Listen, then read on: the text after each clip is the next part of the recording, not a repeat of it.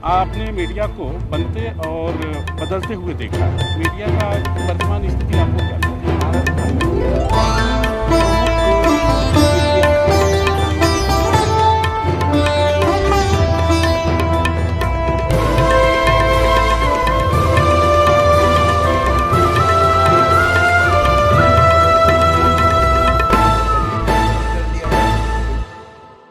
नमस्कार, समय सापेक्ष कार्यक्रम के इस कड़ी में आपका स्वागत है। हमारे साथ मौजूद हैं मीडिया मामलों के विशेषज्ञ professor Ramsharan Joshi. Professor Ramsharan Joshi media की मुख्य धारा और मीडिया शिक्षण से लंबे समय से जुड़े रहे हैं। आप मीडिया और सामाजिक जीवन के विभिन्न आयामों पर आपकी पुस्तकें, आपके लेख न सिर्फ एक नए विमर्श को पैदा करती हैं, बल्कि वह चर्चा को आगे बढ़ाती हैं। आज हम प्रोफेसर जोशी से मीडिया के विभिन्न पहलुओं, उसके विभिन्न आयामों और परिदृश्यों को समझने की कोशिश करेंगे। प्रोफेसर जोशी जी, आपने मीडिया को बनते और बदलते हुए देखा है जी। क्या आपको लगता है कि मीडिया का जो वर्तमान व्यवसायीकरण है, जो वर्तमान व्यावसायिक स्थिति है और उसके जो सामाजिक सरोकार के मुद्दे हैं, वो उनकी वर्तमान स्थिति आपको क्या लगती है? देखिए, चाहे वो प्रिंट मीडिया हो या इलेक्ट्रॉनिक मीडिया हो, वो समय, काल और परिस्थितियों के अनुसार बदलता आया है और सभी संस्थाएं बदलती हैं। अगर आप पिछले 150 साल की यात्रा पर नज़र डालें, जिसे हम लोग पहले प्रेस कहते थे, आज मीडिया कहते हैं, तो इसके चरित्र में, इसके स्वरूप में, इसकी विषय वस्तु में, इसके प्रस्तुतिकरण में एक ज़बरदस्त बदलाव आया है।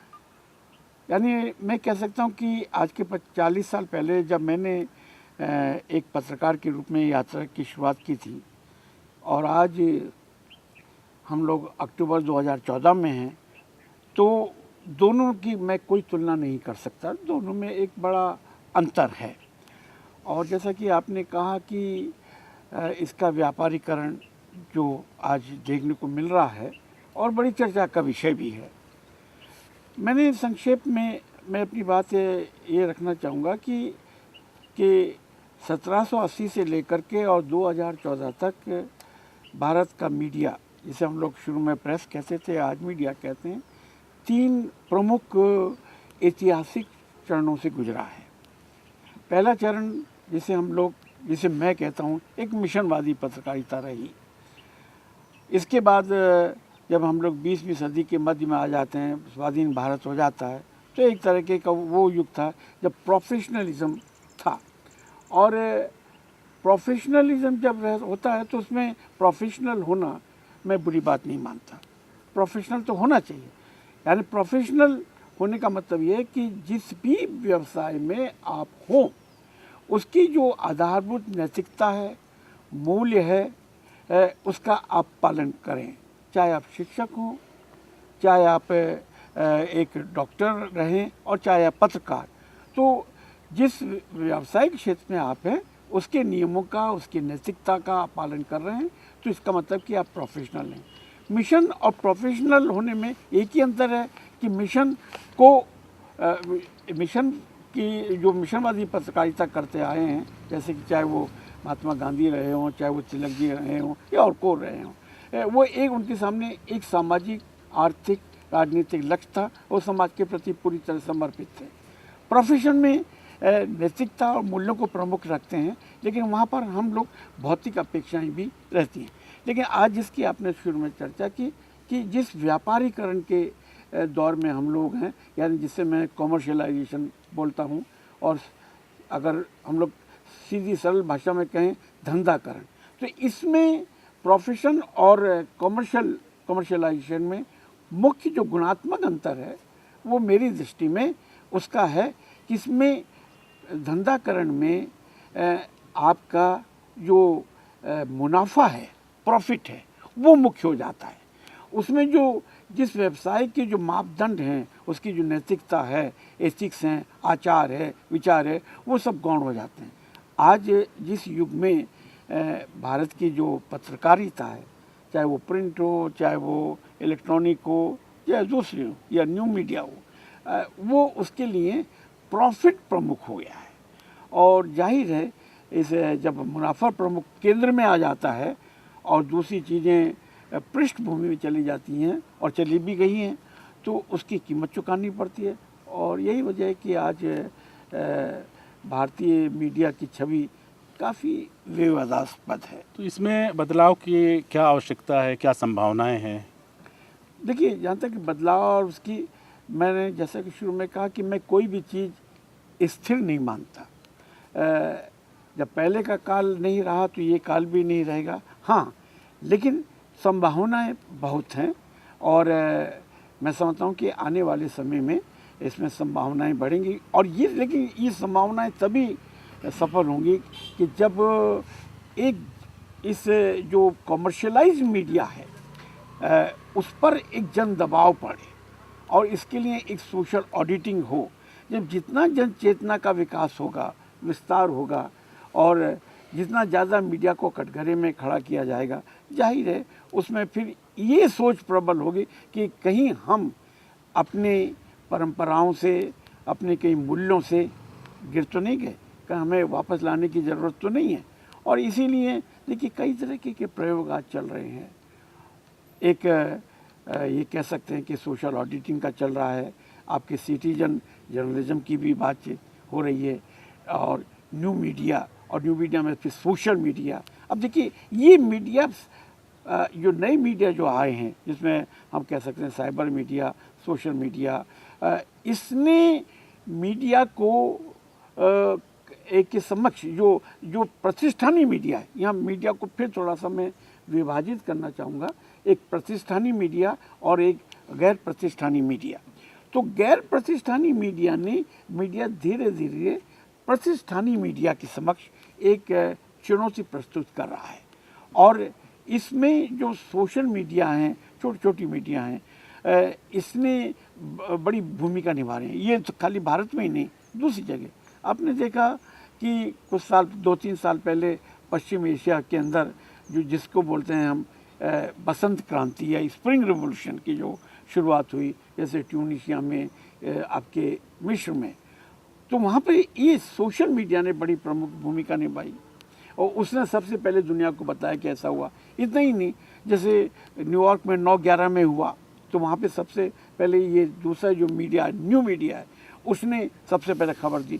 तो इसका मतलब ये है कि समानांतर रूप से एक वैकल्पिक मीडिया की भी खोज जारी है।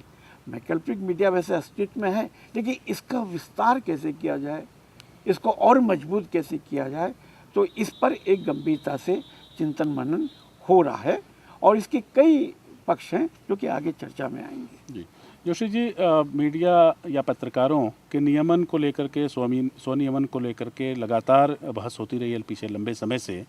आपको क्या लगता है मीडिया के लिए जो आचार संहिता बनाई गई है उसकी व्यवहारिक स्थिति क्या है, क्या होना चाहिए? नहीं, देखिए, हाँ बिल्कुल आपने अच्छा सवाल किया और आपका प्रश्न जो है आज के इस कमर्शियल दौर में काफ़ी प्रासंगिक बल्कि मौजूद है। और आपने जो आचार संहिता की बात की, आपने देखा कि आचार संहिता पर बहस नई नहीं है, पिछले 20-25 साल, 30 साल से लगातार चल रही है। इंदिरा गांधी के ज़माने से भी चली और जब इंदिरा जी ने आपातकाल के दौरान एक इमरजेंसी लगाई, मतलब वो लगाई, सेंसरशिप लगाई, तो तब से भी बात चली, अभी भी उठती है कि क्या सरकार को कोई आचार संहिता बनानी चाहिए मीडिया के लिए। अभी तक तो ये माना जा रहा है कि मीडिया स्वयं को खुद नियमित करे, स्वयं अपनी आचार संहिता विकसित करे, सरकार को या राज्य को उस पर नियंत्रित करने या उस पर थोपने की कोई ज़रूरत ना पड़े। और इसी चीज़ों को ध्यान में रखते हुए आपको शायद याद हो कि जवाहरलाल नेहरू के ज़माने में पहला प्रेस आयोग गठित किया गया था और उसमें कई तरह की सिफारिशें सरकार से की गई कि भाई इनको किया जाए, जैसे भारतीय प्रेस परिषद का गठन, आपके रजिस्ट्रार ऑफ न्यूज़पेपर का गठन, कई चीज़ें हुई और वो हुई भी।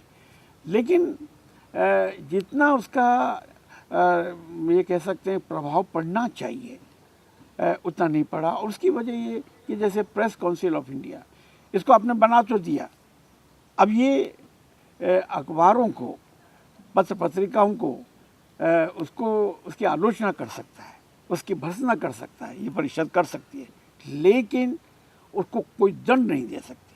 अब हम लोगों की मांग ये है कि इसको दंड विहीन मत बनाइए, इसको कुछ दंड देने की शक्ति भी, एक स्टैट्यूटरी पावर भी इसको दी जाए। इसके साथ आपको ये याद होगा कि प्रेस, समाचार पत्र, उस ज़माने में तो यही प्रेस ही हम लोग बोलते थे। तो हुआ ये कि इसमें फिर कई खामियां आई, विसंगतियां पैदा हुई, ये अपने पद से विचलित होता गया। नतीजा ये हुआ कि जनता पार्टी की सरकार के दौरान, यानी 78-79 के आसपास, दूसरे प्रेस आयोग की स्थापना हुई।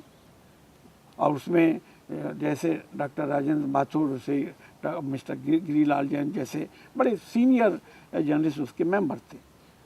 फिर ये प्रेस कमीशन, दूसरा प्रेस कमीशन इंदिरा गांधी की वापसी तक चला। 1981 में इंदिरा जी की पुनर्वापसी हुई, 80 में क्षमा करें, और उसमें हुई। और इसके बाद उसने भी सिफारिशें दी और उसमें 2-3 मुद्दे सामने आए कि एक तो समाचार पत्रों में समाचार, विचार और विज्ञापन दोनों का प्रतिशत तय होना चाहिए।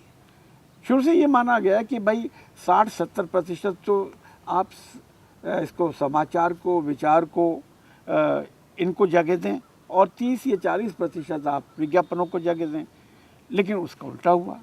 फिर दूसरी ये बात भी सामने आई कि आप जो पहले प्रेस आयोग से लेकर के दूसरे प्रेस आयोग तक, ये बात दोनों प्रेस आयोगों ने अलग अलग ढंग से ये कहा कि आप अपनी प्रेस को, आप जो दूसरे जो इंडस्ट्रीज हैं उससे डीलिंग करें।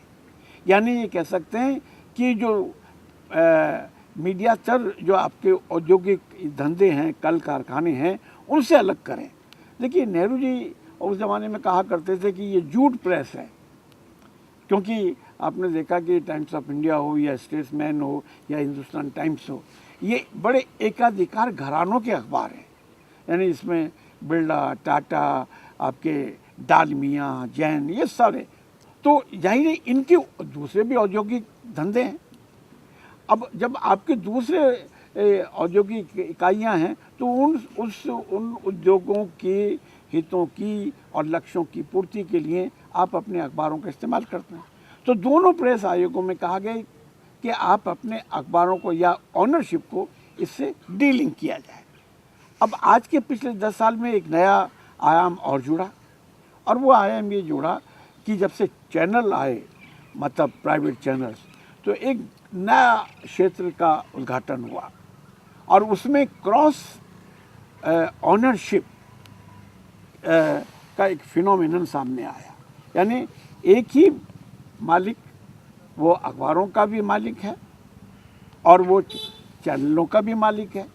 तो अब मांग ये उठ रही है, बल्कि वो रिपोर्ट भी सामने आ गई है कि ये क्रॉस ऑनरशिप को समाप्त किया जाना चाहिए, बिल्कुल समाप्त। क्योंकि या तो आप चैनल ही चला लें और या अखबार ही चला लें। तो कहाँ तो मांग ये शुरू हुई थी नेहरू काल से कि आप डीलिंग करेंगे अपने उद्योगों को, डीलिंग करने के बजाय आप क्रॉस ऑनरशिप पर पहुंच गए। तो इसके 3 आयाम सामने आए। एक तरफ आपके औद्योगिक घराने, यानी उद्योग, कल कारखाने, चाहे वो सीमेंट का हो, चाहे वो कोल का हो, चाहे वो दूसरे जूट का हो, कई चीज़ों के हैं, आप जानते हैं। और दूसरा ये आ गया कि आप अखबारपति भी हैं, आप चैनलपति भी हैं। ये घालमेल नहीं चलना चाहिए। इसीलिए पिछले 3-4 साल में एक मांग बहुत तेज़ी से सामने आ रही है, उठ रही है, और वो ये कि अब तीसरा प्रेस आयोग गठित किया जाए। अब आप इसको प्रेस की जगह मीडिया आयोग भी कह सकते हैं, या ये भी कह सकते हैं मल्टी मीडिया कमीशन। और इस कमीशन में आप वरिष्ठ पत्रकारों को, समाजशास्त्रियों को, आप इसमें आप चाहें तो मालिकों को रख सकते हैं। इसमें आप सरकारी पक्ष रखने के लिए नेता को या सचिव को रख सकते हैं और इनकी जिम्मेदारी दी जाए कि भाई आप अब 21वीं सदी के या भूमंडलीकरण के की पृष्ठभूमि में पूरे मीडिया के चरित्र का विश्लेषण करें और इसकी छानबीन करें कि और अगले 10, 20 साल, 30 साल को ध्यान में रखकर कि मीडिया को कैसे चलाया जाना चाहिए। क्या क्रॉस ऑनरशिप को का खात्मा किया जाना चाहिए? क्या हम वापस, जैसे पहले प्रेस आयोग में ये एक सिफारिश, बड़ी महत्वपूर्ण सिफारिश की गई थी कि इसका सबका ट्रस्ट बनाया जाए, तो क्या हम फिर से इसको ट्रस्ट की तरफ जाएं? और एक और आपको दिलचस्प बात बतलाऊं कि आज एक एक अखबार के 50-50, 60-60, 70 और 100 संस्करण हो गए हैं। अमेरिका जैसे जो चरम पूंजीवादी देश है उसमें भी यह है कि एक बड़े से बड़ा अखबार उसका एक जगह से एक ही संस्करण निकल सकता है। न्यूयॉर्क टाइम्स का संस्करण आपको और जगह से नहीं मिलेगा, सिर्फ न्यूयॉर्क से मिलेगा। वाशिंगटन पोस्ट का वाशिंगटन से ही मिलेगा। तो यह क्या वजह है कि यहाँ जो हिंदी के, अंग्रेजी के जो बड़े बड़े अखबार पते हैं, चाहे वो भास्कर हो, चाहे वो जागरण हो, चाहे और कोई हो, उनके कितने संस्करण निकल रहे हैं, चाहे वो टाइम्स ऑफ इंडिया हो, चाहे वो हिंदुस्तान टाइम्स। तो इस पर भी अब विचार करने की आवश्यकता आ गई है। अब आपने एक और बात शुरू में उठाई थी, वो ये थी कि क्या पत्रकार, चाहे वो चैनल से जुड़ा हो, चाहे वो साइबर मीडिया से जुड़ा हो और चाहे वो अखबार से, क्या वो सेल्फ रेगुलेट करे, स्वयं के लिए आचार संहिता बनाए, या सरकार पर निर्भर रहे? देखिए, एक डिबेट चली थी भारतीय संविधान को के पुनर्लेखन और पुनर्समीक्षा की, और उस समय शायद इसके अध्यक्ष थे वेंकट चलैया। ये शायद जो एनडीए की जो पहली सरकार बनी थी उस दौरान चली। उस समय ये मुद्दा एक उठा था कि क्या संविधान में जो अभिव्यक्ति की स्वतंत्रता की जो धारा है, शायद 19 और 19 ऐसा कुछ, क्या इसको ये तो सामान्य नागरिकों के लिए है, आपके लिए भी है, मेरे लिए भी है और पत्रकारों के लिए भी, क्या इसे हम अलग कर दें और मीडिया के लिए अलग कर दें? तो उस समय यही आम राय यही बनी उस कमेटी की कि नहीं, जो सामान्य जो मौलिक अधिकार हैं सभी नागरिकों के लिए, उसी के तहत इसको रखा जाए। लेकिन वो अनुभव ये भी हुआ कि हम मीडिया के लोग, मीडिया कर्मी, हम स्वयं को ठीक तरह से रेगुलेट नहीं कर पाते हैं। आचार संहिता का स्पष्ट उल्लंघन होता है और हो रहा है, विशेष रूप से सांप्रदायिक दंगों के दौरान, जातिवादी दंगों के दौरान उसके ये हम लोग उल्लंघन करते हैं। हम कई बार जो निजी जो स्वतंत्रता है, प्राइवेसी जिसे कहते हैं, प्राइवेसी में भी हम लोग ताक झांक करते हैं। और दूसरा एक बात और, इसमें एक और डायमेंशन जुड़ा है इलेक्ट्रॉनिक मीडिया के कारण, और वो है स्टिंग ऑपरेशन का। देखिए, ये बड़ा भारी विवाद का विषय बना है। सबसे पहले शायद मैं समझता हूँ कि तहलका वालों ने स्टिंग ऑपरेशन की शुरुआत की थी। अब ये स्टिंग ऑपरेशन को लेकर के बड़े विवाद हैं कि स्टिंग ऑपरेशन को कितनी छूट दी जाए, इसके कुछ नैतिक मापदंड होने चाहिए या नहीं होने चाहिए। तो मैं समझता हूँ कि अब जैसे नई नई इशू सामने आ रहे हैं कि क्या आतंकवादी को या किसी अपराधी को मीडिया में कितना हम ग्लैमराइज करें, चाहे वो माफिया नेता, माफिया लीडर हो और या वो बहुत बड़ा टेररिस्ट हो। एक तरफ तो हम लोगों के लिए न्यूज़ देना बड़ी ज़रूरी है, जनता को बतलाना, लेकिन जैसे ही हम लोग उसका खबर देते हैं, उसका इंटरव्यू छापते हैं और उसके फ़ोटो छापते हैं, तो ग्लैमराइज हो जाता है और कहीं न कहीं एक लेजिटिमेसी या सामाजिक वैधता उसको मिलने लगती है। तो मैं समझता हूँ ये तमाम ऐसे मुद्दे हैं जिस पर राष्ट्रीय बहस होनी चाहिए और एक बहुआयामी मीडिया आयोग का गठन किया जाना चाहिए। जी,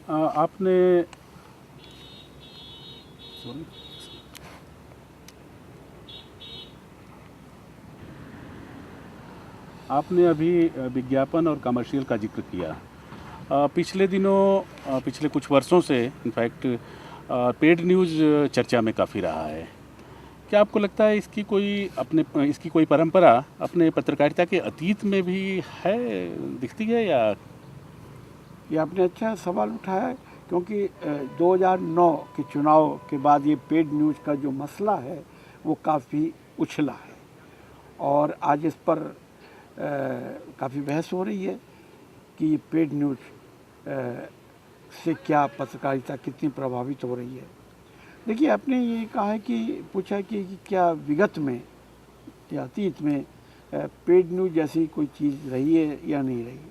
देखिए, मैं ये तो नहीं कहूँगा कि हमारे समाचार पत्र पूरी तरह से निरापद रहे हैं, मैं ऐसा तो नहीं कहूँगा, क्योंकि ये सच्चाई को झुठलाना होगा। ये ज़रूर कहूँगा कि जिस पैमाने पर आज हम खबरों में जो घालमेल करते हैं या उसमें जो जैसे बोलते हैं ना, स्पॉन्सरिंग के जो प्रायोजन के जो तत्व जिस पैमाने पर जो शामिल हो गए हैं, आ गए हैं, उस ज़माने में ऐसा नहीं था। उस समय में इतना तो हो सकता था, जैसे कि मैंने 6ठे दशक में पत्रकारिता की शुरुआत की थी और 67 में मैंने इसका ये जो चुनाव हुए थे उसको मैंने कवर किया था। तो मुझे याद है कि थोड़ा बहुत उसमें इतना तो खैर चलता ही था, थोड़ा छोटा मोटा फेवर। तो फेवर का मतलब ये, अच्छा मंत्री जी ने कह दिया चलो हमारे साथ कार में आप बैठ जाओ, किसी नेता ने कह दिया चलिए हम आपको वहाँ तक ले चलते, ये थोड़े बहुत फेवर होते थे। या ये भी होता था कि अगर बड़ा कोई वो है तो थोड़े से चुनाव के समय में विज्ञापन ज़्यादा मिल गए।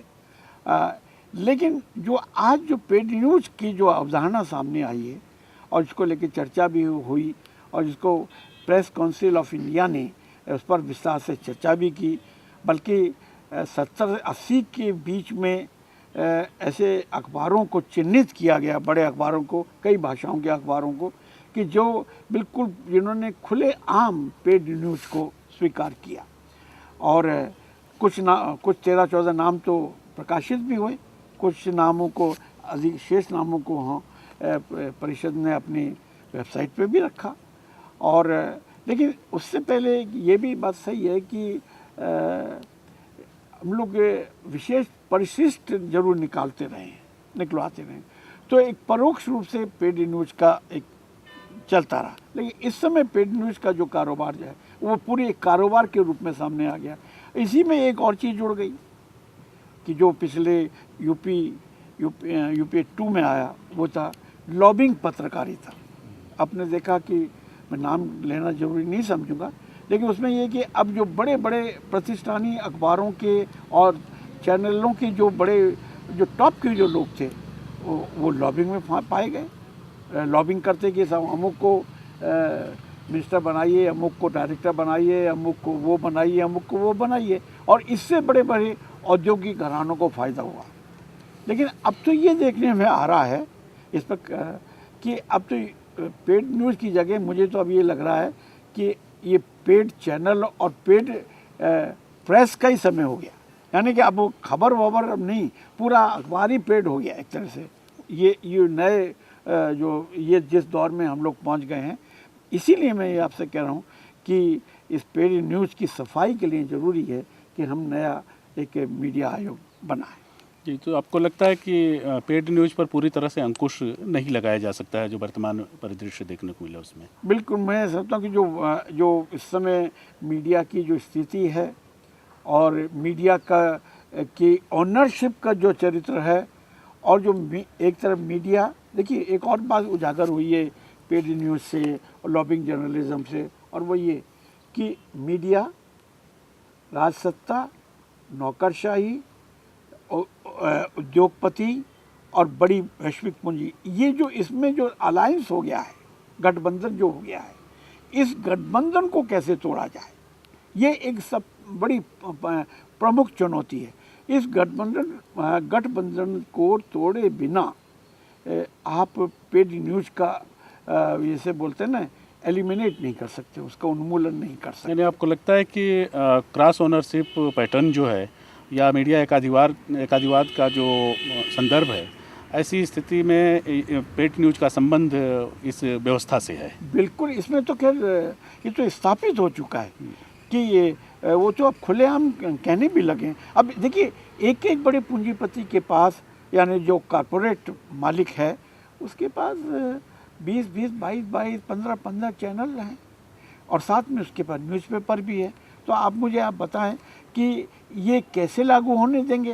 ये तो अपने जो उनके औद्योगिक जो जो हित हैं उनको ध्यान में रखकर वो चैनल्स को ऑपरेट करेंगे, न्यूज़पेपर्स को चलाएंगे, उसके हिसाब से वो सरकारों को गिराना पसंद करेंगे, सरकार बनाना पसंद करेंगे, उसके हिसाब से ये लोग राजनीतिक संकट पैदा करेंगे, उसी हिसाब से ये आर्थिक संकट पैदा करेंगे। वो ये भी चाहेंगे कि जो देश का प्रधानमंत्री, चाहे वो किसी भी पार्टी का हो, वो उनके कंट्रोल से, उनके नियंत्रण से बाहर नहीं जाए। देखिए, ये बहुत बड़ा खतरा है और पूरे लोकतंत्र के लिए। ये बात जवाहरलाल नेहरू और इंदिरा गांधी या लाल बहादुर शास्त्री उस ज़माने में नहीं थी। और इस 20 साल में जो एक नई बात और आई है, जो नई पॉलिटिकल इकोनॉमी जो सामने आई है ग्लोबलाइजेशन के बाद, वो ये कि आपने शायद कभी इस पर चर्चा होनी चाहिए थी व्यापक, कि एनडीए सरकार में ने तय किया कि 26% विदेशी पूंजी का प्रवेश होना चाहिए मीडिया के अंदर और ख़ासतौर से प्रेस में। और ये बहस जवाहरलाल नेहरू के ज़माने से चली थी। तो जवाहरलाल नेहरू, लाल बहादुर शास्त्री, इंदिरा गांधी, नरसिम्हा राव, इंद्र कुमार गुजराल और देवेगौड़ा और उससे पहले वीपी सिंह, इन सब लोगों ने एक स्वर, इन तमाम प्रधानमंत्रियों ने एक स्वर से कहा कि नहीं, हम विदेशी पूंजी के प्रवेश की छूट हम मीडिया में नहीं दे सकते। क्यों? कि जो विदेशी पूंजी जो उसमें लगेगी वो अपने संबंधित राष्ट्रीय हितों और औद्योगिक हितों को ध्यान में रखकर वो भारत के लोकमत को, जनमत को प्रभावित करने की कोशिश करेगी। इसलिए अब क्या हुआ कि अटल जी की सरकार ने 26% की छूट दे दी। इसके बाद डॉक्टर मनमोहन सिंह की सरकार ने वो 26 की जगह 50-75 तक पहुंच गई। तो अब आप समझिए कि अगर अमेरिका का कोई बड़ा उद्योगपति, फोर्ड हो या रॉकफेलर हो या और कोई हो, वो यहाँ पर अगर मान लीजिए जागरण है या हिंदुस्तान टाइम्स है या भास्कर में 1000 करोड़ रुपया खर्च कर देता है, तो वो ये तो चाहेगा कि भाई मेरे 1000 करोड़ रुपए जो मैंने इसमें इन्वेस्ट किया है वो वापस आए, वो बढ़े और उसके जो औद्योगिक जो हित हैं, जिसके औद्योगिक इकाइयाँ हैं, वो उसके लिए मार्केट बने। तो वो जाहिर है कि वो इन चैनलों का और पत्र पत्रिकाओं का इस्तेमाल करेगा। तो अब इसलिए जो मैं आपसे कह रहा हूँ कि इस 21वीं सदी के परिप्रेक्ष्य में एक नई मीडिया की जो पॉलिटिकल इकोनॉमी है, इस पर गंभीरता से विचार किया जाने का समय आ चुका है। इसमें चिंतन होना चाहिए। तो अपने यहाँ जो मीडिया को एक तरह से चौथा स्तंभ का दर्जा मिला हुआ है, तो फिर उस चौथे स्तंभ को आप किस रूप में देखते हैं? देखिए, बहुत ही टेढ़ा सवाल है। आपने देखा 200-250 साल से हम लोग सुनते आ रहे हैं, बल्कि फ्रांसीसी क्रांति और इसके बाद में ये लगातार कहा गया कि कार्यपालिका, विधायिका और न्यायपालिका, इसके बाद है प्रेस पालिका। यानी लोकतंत्र में प्रेस जो है वो चौथा स्तंभ होता है और हमारे यहाँ भी माना गया। हालांकि इसकी कोई संविधान में लिखा नहीं है। संविधान में तो 3 ही बातें हैं, कार्यपालिका, विधायिका और न्यायपालिका। लेकिन अघोषित रूप से, अनौपचारिक रूप से दुनिया भर में स्वीकार किया गया है कि लोकतंत्र को अगर स्वस्थ, दीर्घजीवी, प्रभावशाली बनाना है तो आपको मीडिया को भी उतना ही प्रभावशाली बनाना होगा। यानी चौथा स्तंभ आपका उतना ही मजबूत होना चाहिए। इस चौथे स्तंभ में दीमक ना लगे। तो आज मुझे जो ऐसा लग रहा है कि ये चौथे स्तंभ में अंदर कहीं ये दरारें पड़ रही हैं, इसमें दीमक लगने लगी है। इसके स्वास्थ्य में कहीं लगता है कि कई तरह के ऐसे कीटाणु जन्म ले लिए हैं जो कि देर सवेर इस चौथे स्तंभ को गिरा भी सकते हैं। और चूँकि ये आपने देखा कि पिछले 20 साल पहले एक बहुत बड़े घराने टाइम्स ऑफ इंडिया ने कहा था कि ये फोर्थ स्टेट वगैरह कुछ नहीं है, ये अखबार जो है कुछ नहीं, केवल प्रोडक्ट है, एक औद्योगिक उत्पाद है। जब आपने इसको मीडिया को औद्योगिक उत्पाद का दर्जा दे दिया तो उत्पाद से ये तो आप कल्पना नहीं कर सकते, अपेक्षा नहीं कर सकते कि वो इंटरवीन करेगा या वो कोई बदलाव लाएगा। तो कहने का मतलब ये है कि जबकि जो ऐतिहासिक भूमिका प्रेस की और मीडिया की रही है वो ये रही है कि नागरिक समाज और राष्ट्र राज्य दोनों के बीच में एक जीवंत सेतु की भूमिका निभाए, दोनों को एक दूसरे से बाखबर करे और आवश्यकता पड़ने पर हस्तक्षेप करे। लेकिन आपने जब इसको कमोडिटी बना दिया, वस्तु बना दिया, तो वस्तु तो हस्तक्षेप नहीं करते। वस्तु का तो धर्म ही यही होता है, यूज एंड थ्रो। तो अगर आपने मीडिया को चतुर्थ उसकी भूमिका निभाना है, फोर्थ स्टेट की प्रभावशाली भूमिका निभाना है, तो निसंदेह आपको इस पर पुनर्विचार करना पड़ेगा और फिर से इसकी जो ऐतिहासिक भूमिका है उसको पुनर्स्थापित करना पड़ेगा। जी, मीडिया उद्योग की तरफ जा रहा है, लगभग यूँ कहें कि उद्योग बन गया है। इसमें तकनीकी रूप से आमूलचूल परिवर्तन हुआ है, तकनीक का पूरा हस्तक्षेप हुआ है मीडिया में।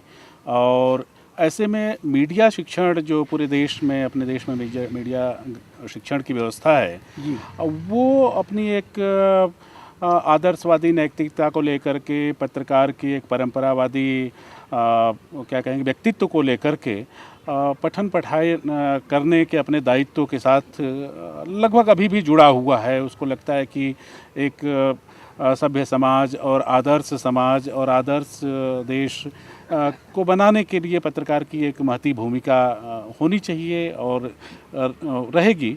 ऐसे में वो उसके जो पठन पाठन की जो व्यवस्था है, शिक्षण व्यवस्था है भारत में, उसमें क्या फिर जिस तरह से मीडिया में बदलाव हुआ है, व्यावसायिक जो रूप आया है, क्या फिर पठन पाठन में भी उसी तरह से हो जाना चाहिए, या आपको लगता है कि उसको अभी अपने नैतिक जो मीडिया के जो मूल मीडिया के जो स्वभाव है जो माना जाता रहा है, उसके साथ उसका कुछ तालमेल होना चाहिए? देखिए, हम शिक्षकों का जो धर्म है तो उसको तो निभाते रहना चाहिए। अब देखिए, पिछले विगत 2 दशकों में मीडिया शिक्षण और प्रशिक्षण का विस्तार हुआ है। एक समय था जब टाइम्स ऑफ इंडिया जैसे घराने उनके खुद के अपने ट्रेनिंग इंस्टीट्यूट हुआ करते थे, लेकिन आज ये उसमें आज 2 विश्वविद्यालय हैं और इसके अलावा प्राइवेट क्षेत्रों में भी मीडिया की इंस्टीट्यूट काफ़ी बने। लेकिन आपने जो सवाल किया बड़ा मौजूद है।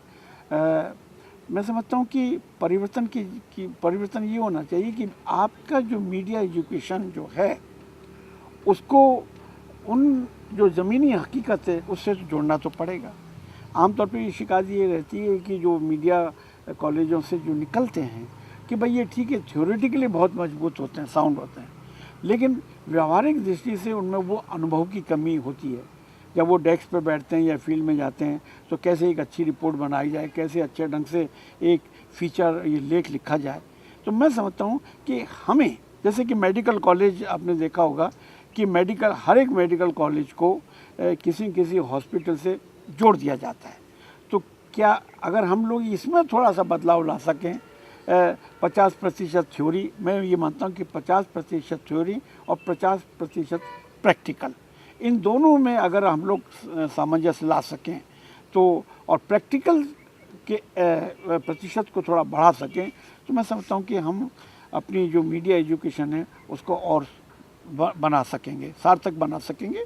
क्योंकि और नई जो ट्रेंड्स जो पैदा हो रहे हैं दुनिया भर में, मीडिया में जो बदलाव आ रहा है, उन ट्रेंड्स को आप अपनी कोर्सेज में पाठ्यक्रम का हिस्सा बनाना पड़ेगा। क्योंकि आखिर में आपका जो विद्यार्थी है, आप उसको अपने कॉलेज में तो रखेंगे नहीं, विश्वविद्यालय में तो रखेंगे नहीं, वो किसी न किसी चैनल में जाएगा, आपके अखबार में जाएगा, आपके और ऐसा काम करेगा जिससे कि उसको रोजी रोटी कमा सके। तो जाहिर है कि आपको उसके लायक, यानी उसको बाजार के लायक, लेकिन इसका मतलब मैं ये नहीं कह रहा कि उसको बाजार की वस्तु बनाना है, बल्कि ये कि वो इस उद्योग के लायक बन सके और उद्योग को कहीं न कहीं वो प्रभावित भी कर सके हस्तक्षेप भी कर सके, और इसके लिए उसे अच्छे ढंग से स्किल्ड होने की ज़रूरत है। मैं समझता हूँ, इसलिए मैं कई बार अपने लोगों से कहता हूँ कि आपके मीडिया शिक्षण प्रशिक्षण में 4 चीज़ों पर ज़रूर ध्यान देना चाहिए। वो ये है कि संवेदनशीलता, दृष्टि, दक्षता और प्रतिबद्धता या अकाउंटेबिलिटी। अगर आपके पाठ्यक्रम में ये 4 एलिमेंट हैं, 4 कंपोनेंट हैं, तो आपका विद्यार्थी कहीं मात नहीं खाएगा। अंत में मीडिया को जनोन्मुखी या निष्पक्ष बनाने के लिए आपके सुझाव क्या हैं?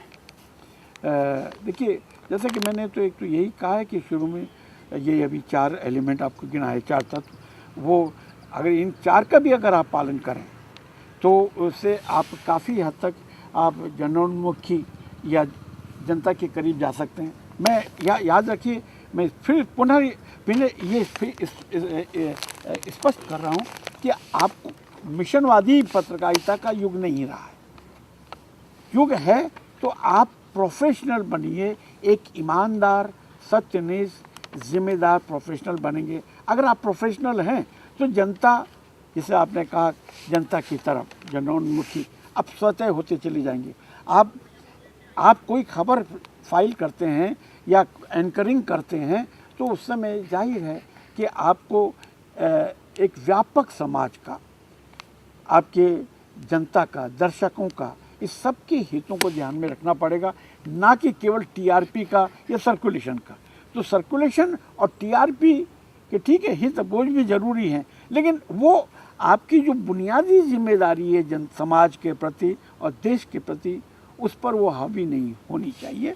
और मैं समझता हूँ कि बहुत सारे जो अखबार वाले हैं, ये चैनल वाले हैं, वो आज भी अच्छी भूमिका निभा रहे हैं। हम ब्लैक एंड वाइट में हम मीडिया को खारिज नहीं कर सकते। मीडिया में आज ऐसे लोग हैं जो अच्छा काम भी कर रहे हैं। कई ऐसी खबरें भी दी जा रही हैं चैनलों के माध्यम से, अखबारों के माध्यम से, जिससे चेतना आ रही है। सरकार झुक जाती है, सरकार को अपने निर्णय बदलने पड़ते हैं।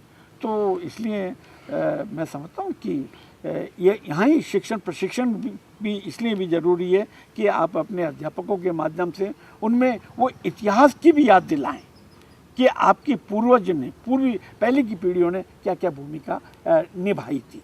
तो इसलिए ये सब कुछ अध्यापक पर और आपके पाठ्यक्रम पर निर्भर करता है कि आप किस प्रकार का शिक्षण और प्रशिक्षण दे रहे हैं। और इसके साथ साथ उन्हें ये भी देखा जाए कि क्लासरूम से निकाल करके आप उन्हें थोड़ा फील्ड में ले जाएंगे तो मैं समझता हूँ कि वो काफ़ी हद तक उस समाज को समझने की कोशिश करेंगे। इसके लिए सर्वेक्षण की ज़रूरत है, इसके लिए छोटे छोटे प्रोजेक्ट लेने की ज़रूरत है जो कि मुद्दा आधारित और समयबद्ध। प्रोफेसर रामशरण जोशी ने मीडिया के वर्तमान हालात पर न सिर्फ प्रकाश डाला है बल्कि विभिन्न वैकल्पिक मार्गों को भी सुझाया है, उसे सचेत भी किया है और तमाम उसकी शक्ति और सामर्थ्य को रेखांकित भी किया है। फिलहाल इतना ही। समय सापेक्ष की अगली कड़ी में फिर हम मिलेंगे किसी दूसरी शख्सियत के साथ। नमस्कार।